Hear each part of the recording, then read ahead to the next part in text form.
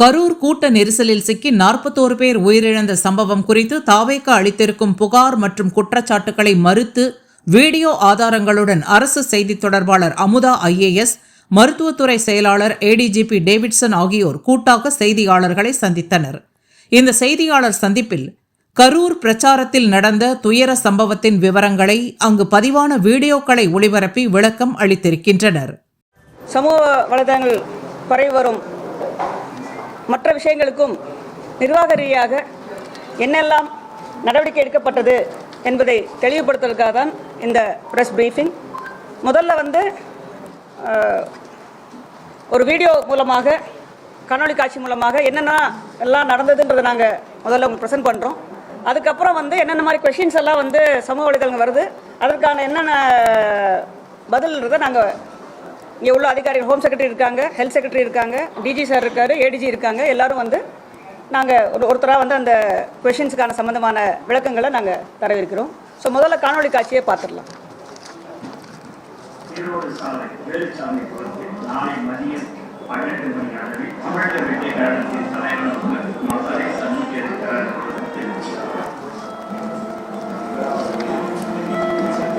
விஜய் நாமக்கல்ல பேச போறதா சொன்ன நேரம் 8:30, கரூர்ல பேச போறதா சொன்ன நேரம் 12. ஆனா விஜய் சென்னையில இருந்து 8:30 தான் கிளம்பினாரு. நாமக்கல்லையும் ரொம்ப நேரம் மக்கள் காத்துட்டு இருந்தாங்க. நிறைய பேர் சொல்ல போனா மயக்கம் அடைஞ்சிருக்காங்க.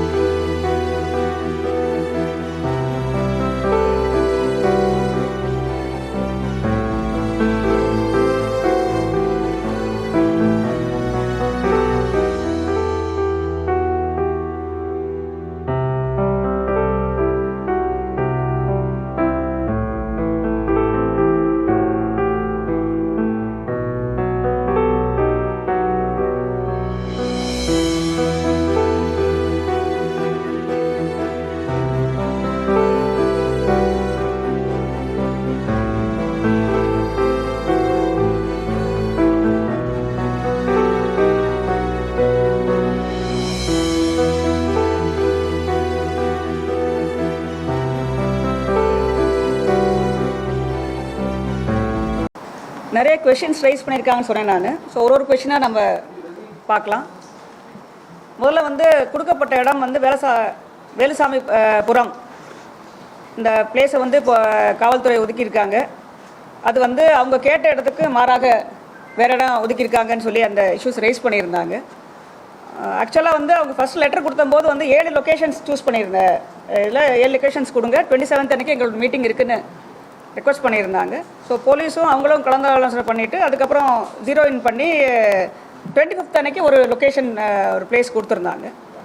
25ஆம் தேதி கொடுத்த லொக்கேஷன் வந்து அதே தேதியில் லீடர் ஆஃப் த ஆப்போசிஷன் அங்கே கரூரில் ஒரு இதே வேலுசாமிபுரத்தில் மீட்டிங் நடத்தியிருக்காங்க. ஸோ அந்த பிளேஸில் வந்து எந்த சிரமமும் இல்லாமல் ஒரு 10,000 15,000 பேர் வந்து கஷ்டப்படாமல் அந்த மீட்டிங்கை அட்டன் பண்ண முடிஞ்சதுன்னு அவங்க வந்து 26th அன்னைக்கு எங்களுக்கு இந்த லொக்கேஷன் கொடுங்க அப்படின்னு லெட்டர் கொடுத்துட்டாங்க. ஸோ இந்த கட்சி சார்பாக காவல்துறைக்கு 26ஆம் தேதி வேலுசாமிபுரத்தில் எங்களுக்கு அந்த லொக்கேஷன் கொடுங்கன்னு கொடுத்துருக்காங்க. Now we can see that.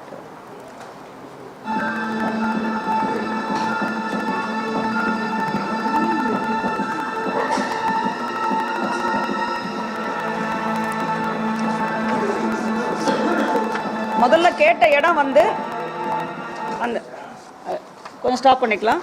முதல்ல சூஸ் பண்ண இடம் அவங்க கேட்ட இடம் வந்து ஒரு ரவுண்டானா கேட்டிருந்தாங்க, லைட் ஹவுஸ் ரவுண்டானான்னு சொல்லிட்டு.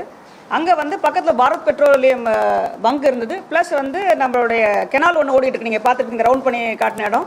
அந்த அமராவதி பாலம் இருந்தது. ஸோ அங்கே வாட்டர் பாடி இருக்குது, இன்கேஸ் கூட்ட நெரிசல் ஆச்சுன்னு சொன்னால் ஏதாவது அசம்பாவிதம் நடக்க வாய்ப்பு இருக்குன்றதுக்காக தான் அந்த இடம் சூஸ் பண்ணி அவங்க போலீஸ் சைடில் தரல. நெக்ஸ்ட்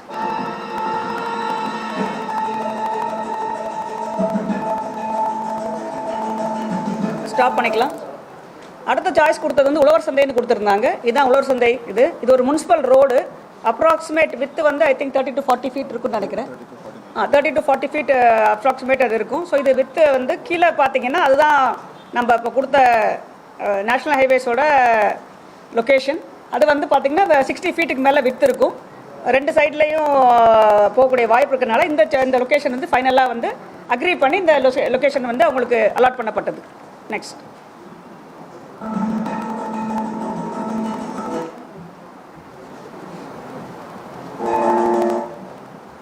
கூட்டத்துக்கு எண்ணிக்கை வந்து ரொம்ப அதிகமாக வந்துட்டாங்க, இதை வந்து முன்கூட்டியே கணிக்க முடியவில்லையா அப்படின்ற இன்னொரு கொஸ்டின் வச்சுட்டு இருக்காங்க.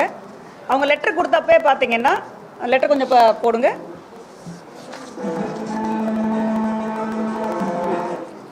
இந்த லெட்டர்லேயே பார்த்தீங்கன்னா எல்லாருக்கும் தெரியும் கூட்டம் ஆர்கனைஸ் பண்ணுறவங்க தோராயமாக எத்தனை பேர் வருவாங்கன்னு சொல்லி ரிக்வஸ்ட் கொடுப்பாங்க. அந்த ரிக்வஸ்ட் வச்சு தான் வந்து எவ்வளோ போலீஸ் ஸ்ட்ரென்த்லாம் தேவைப்படுன்னு நம்ம முடிவு பண்ண முடியும்.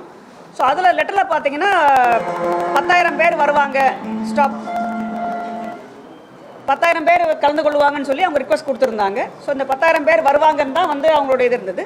பட் ஏற்கனவே வந்து அந்த கட்சி தலைவருடைய கூட்டத்தில் பார்த்தீங்கன்னா நாகப்பட்டினம் திருச்சியில் நடந்த கூட்டத்தில் பார்த்தீங்கன்னா அவங்க சொல்கிற கூட்டத்தில் ஜாஸ்தி வருன்றதுக்காக போலீஸ் ஆன்டிசிபேட் பண்ணி ஒரு 20,000 பேர்கிட்ட வருவாங்க அப்படின்னு அவங்களோட source of intelligence plus past இதை வச்சு ட்ராக்கை வச்சு அவங்க ப்ரிப்பேர் பண்ணது வந்து 20,000 பேருக்கு வருவாங்கன்னு சொல்லிட்டு.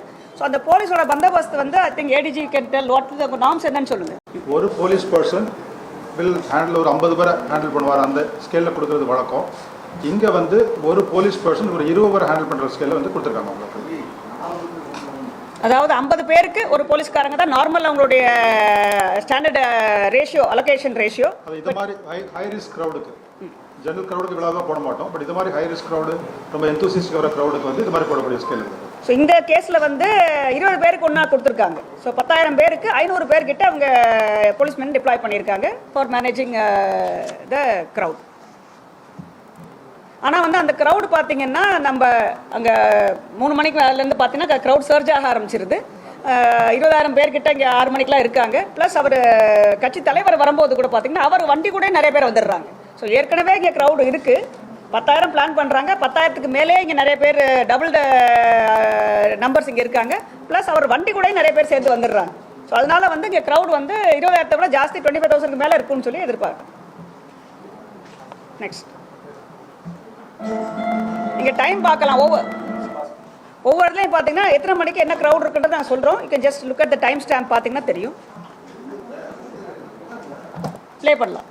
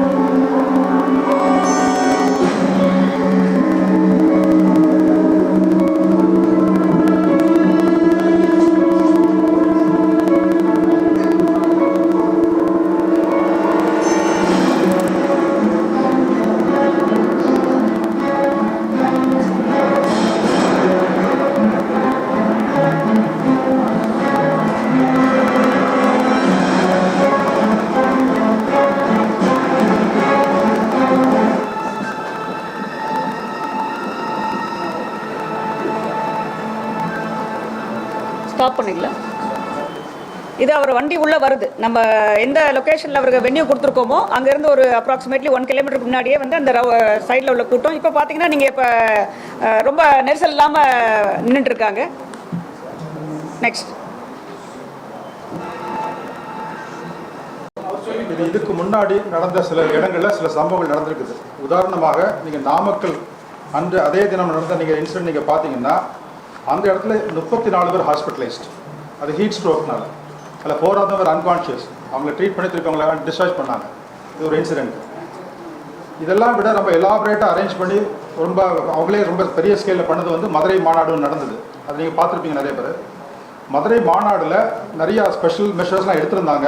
விக்கிரவாண்டியை விட ரொம்ப சிறப்பான ஸ்பெஷல்ஸ்லாம் எடுத்து பண்ணியிருந்தாங்க.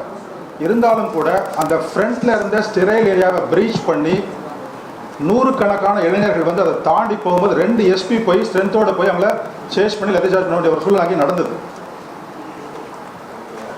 அது போக ஒரு சில ரோடு ஆக்சிடென்ட்ஸ் நிறைய வந்துட்டு போகும்போது சமயத்தில் நடந்த ரோடு ஆக்சிடென்ட்ஸ் இருக்குது. அதுபோக அந்த ஈவெண்ட் நடக்கும்போது விழுப்புரத்தில் ஒரு இன்சிடென்ட் நடந்தது, மதுரையில் 2, இப்போ கரூரில் வினோட் 41 நடந்தது.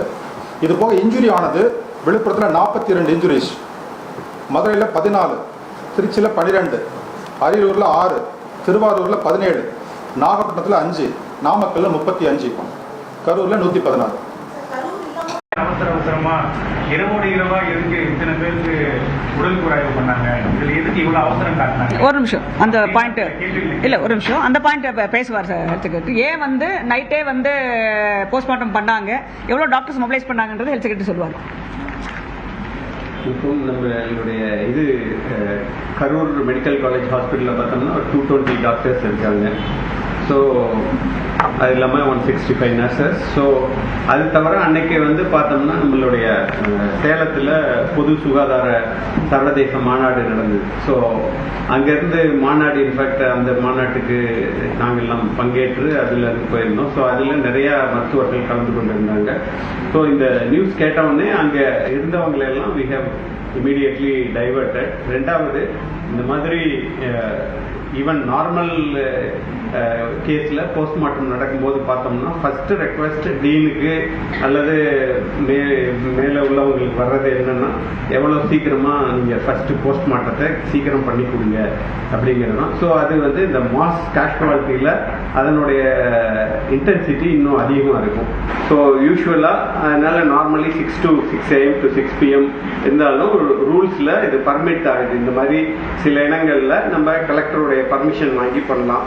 ஸோ இப்போ அங்கே பொறுத்தவரையிலும் பார்த்தோம்னா இந்த மார்ச்சுரியினுடைய கெப்பாசிட்டி ஒரு 28 பாடிஸ் வச்சுக்கலாம். அதில் ஆல்ரெடி சில பாடிஸ் இருந்தது. ரெண்டாவது, அங்கே இருக்கிறது ஃபாரன்சிக் மெடிசின் எக்ஸ்பர்ட் 3 பேர் தான்.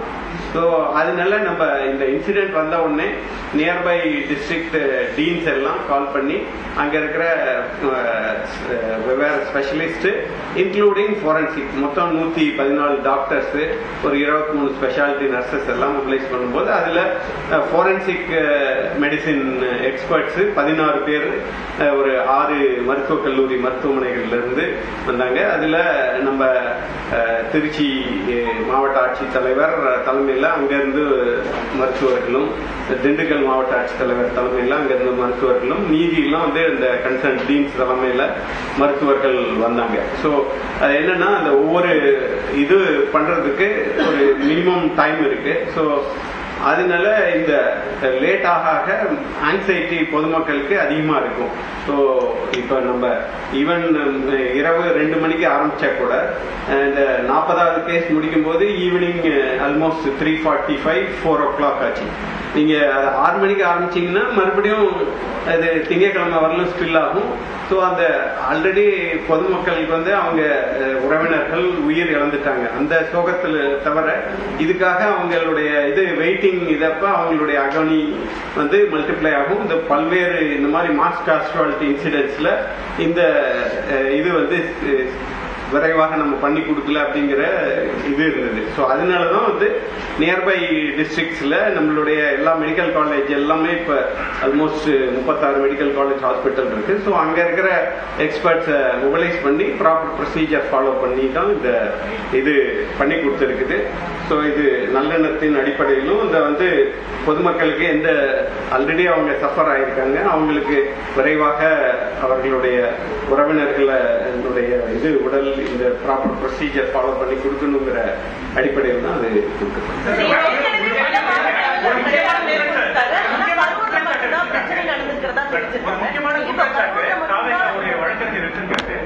அதுல என்ன விஜய் வந்து டைரக்டா சொல்றாரு, இதுக்கு முன்னாடி நடந்த இடத்துல இந்த இன்சிடென்ட் நடக்கல. ஒண்ணு கரூர்ல மட்டும் இப்படி நடந்திருக்கு. ரெண்டாவது இதுல என்ன நடந்திருக்குன்றது எல்லா பப்ளிக்கும் தெரியும் சொல்லி டைரக்டா கவர்மெண்ட்டை வந்து அக்யூஸ் பண்றாங்க. இதுக்கு உங்களோட ஒப்பீனியன்? கவர்மெண்ட் வந்து உடனே வந்து ஒரு ரிட்டையர்டு ஜட்ஜ் தலைமையில் ஒரு ஒன் மேன் கமிஷன் ஆஃப் என்கொயரியில் உடனே ஃபார்ம் பண்ணிட்டாங்க. நம்மளுடைய ரிட்டையர்ட் நீதியரசர் அருணா ஜெகதீசன் மேடம் தான் அந்த கமிஷன் ஹெட் பண்ணுறாங்க. அவங்க அடுத்த நாளே போய் அவங்களோட என்கொயரி ஆரம்பிச்சிட்டாங்க. போலீஸ் சைட்லையும் வந்து ஒரு சீனியர் ஏடிஎஸ்பியை போட்டு என்கொயரி ஆரம்பிச்சிட்டாங்க. ஸோ இன்வெஸ்டிகேஷன் நடந்துட்டு இருக்கு. Plus government has immediately formed one man commission for enquiry. So அது நடந்துட்டு இருக்கு. அதுக்கப்புறம் தான் அது தெரியும்.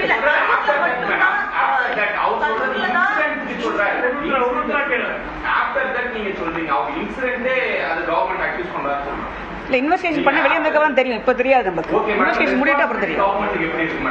இப்ப நீங்க வந்து மிஸ்டேக் வந்து நீங்க என்கொயரி கருத்து சொல்லலாம். பட் ரெஸ்பான்சிபிலிட்டி பப்ளிக் லைஃப் வந்து ரெஸ்பான்சிபிலிட்டி கவர்மெண்ட் இருக்காங்க. அதுக்காக தான் எல்லாம் அரேஞ்ச்மெண்ட் பண்ணிருக்காங்க. சொல்லுங்க. ஒரு நிமிஷம் இதுக்கு முன்னாடி நடந்த சில இடங்கள்ல சில சம்பவங்கள் நடந்திருக்குது. உதாரணமாக நீங்க நாமக்கல் அன்று அதே தினம் நடந்த நீங்க இன்சிடென்ட் நீங்க பாத்தீங்கன்னா அந்த இடத்துல 34 பேர் ஹாஸ்பிட்டலைஸ்ட். அது ஹீட் ஸ்ட்ரோக்னால. அதுல 4 பேர் அன்கான்சியஸ். அவங்க ட்ரீட் பண்ணிட்டு இருக்கவங்கள டிஸ்சார்ஜ் பண்ணாங்க. இது ஒரு இன்சிடென்ட். இதெல்லாம் விட நம்ம எலாபரேட்டா அரேஞ்ச் பண்ணி ரொம்ப அவங்களே ரொம்ப பெரிய ஸ்கேல்ல பண்ணது வந்து மதுரை மாநாடு நடந்தது. அது நீங்க பார்த்துருப்பீங்க நிறைய பேர். மதுரை மாநாடுல நிறைய ஸ்பெஷல் மெஷர்ஸ்லாம் எடுத்திருந்தாங்க. விக்கிரவாண்டியை விட ரொம்ப சிறப்பான ஸ்பெஷல்லாம் எடுத்து பண்ணியிருந்தாங்க.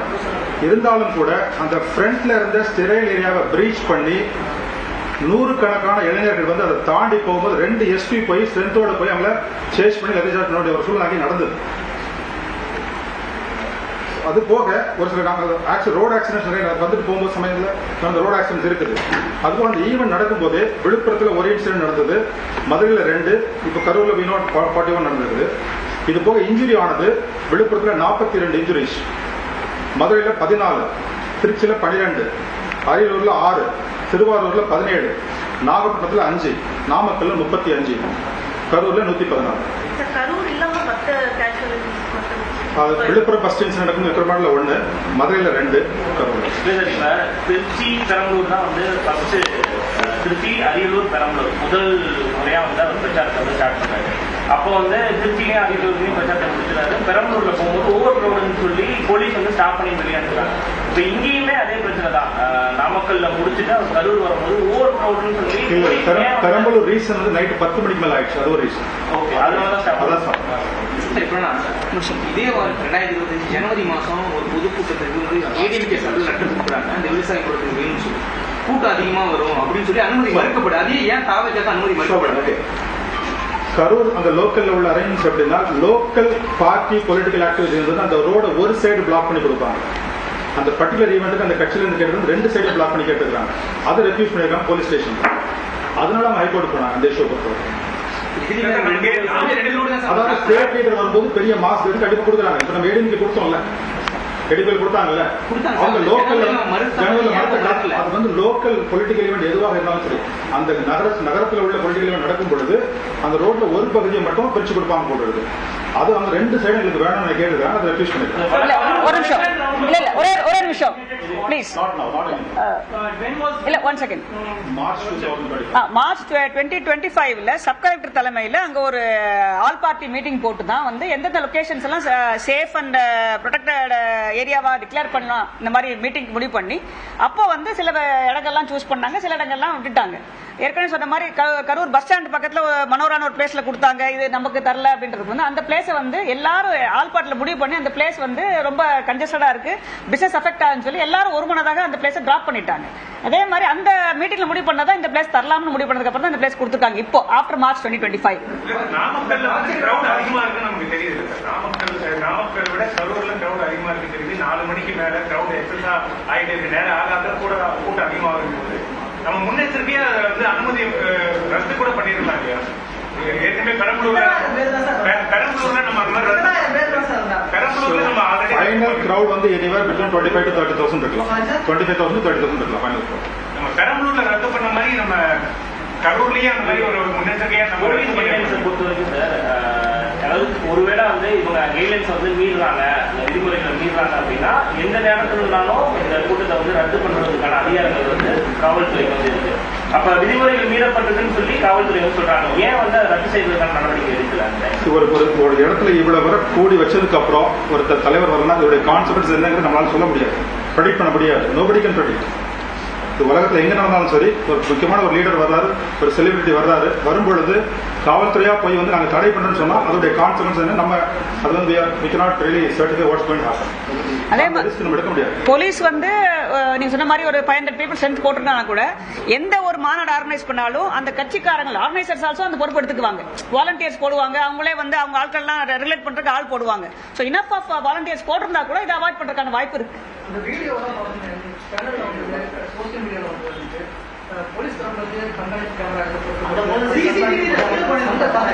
அது இன்வெஸ்டிகேஷன்ல வாட் எவர் என்ன பண்ணுமோ டிஜிட்டல் எவிடன்ஸ் அவங்க கலெக்ட் பண்ணுவாங்க.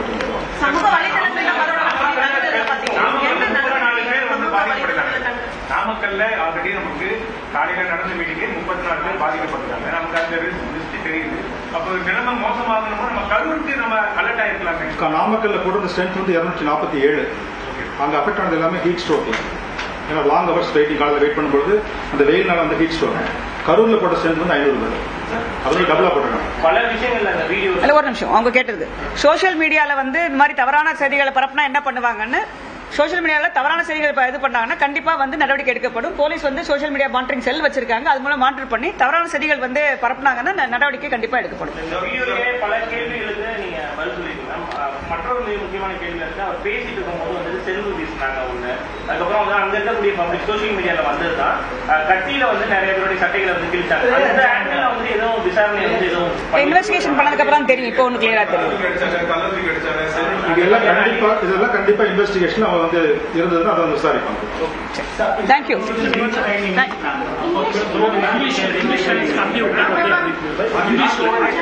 It's a press briefing. It's not a press interaction. It's a press briefing. Yeah.